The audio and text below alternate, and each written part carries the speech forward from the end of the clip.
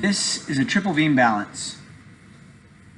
The first thing I want to do when I use a triple beam balance is to double check to see if it is zeroed. You can see there's a reminder here. It says zero me. I look over here and I see that even though there's nothing on the scale, on the pan, it's not at zero. So I need to zero the scale. To do that, I will turn this knob over here underneath the plate until it becomes zeroed. I'll turn it to see what I'm doing here. I went the wrong direction. I'll turn it back the other way. It's getting closer.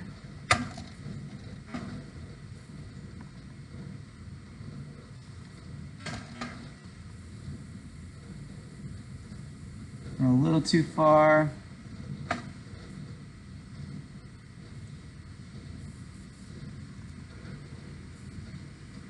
You can see now that that is zeroed.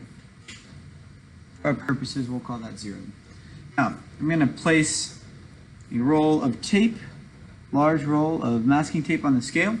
And this can be anything I want to weigh, but this is a good example of something that will use all three beams. That's why they call it a triple beam balance. 1, 2, 3. So you always want to start with the largest and go to the smallest. You can see the middle here. This measures 100 grams. The small one here, I forgot to mention, by the way, when you zero, make sure all of these are on actually on zero. A lot of times if they're off, that'll mess up your scale, your reading. So I start with the largest, and that is in the middle. And I go and I check it here and make sure it's got to fall in the groove. Okay. So I know that this tape is greater than 100 grams. I go to 200.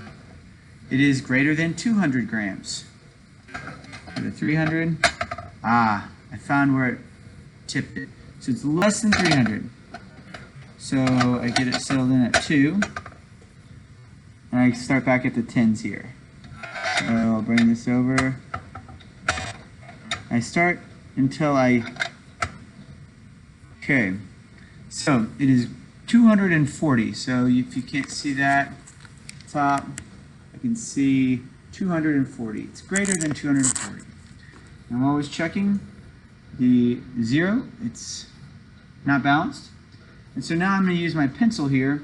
And I'm going to bring this little slider over until I get it back to balance. Back to zero.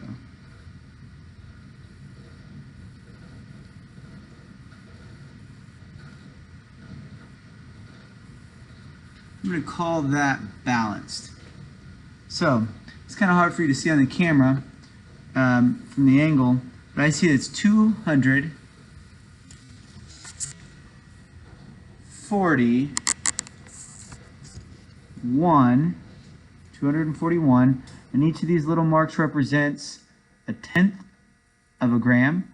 So 241.52 is what I'm going to say. 241.52 grams. Notice I went 1 decimal place past the smallest marking, so I went to the hundredths place. So 241.52 grams is my reading on this. You may have said 241.51, .50, and all of those measurements would be okay as long as you go to the 100ths place.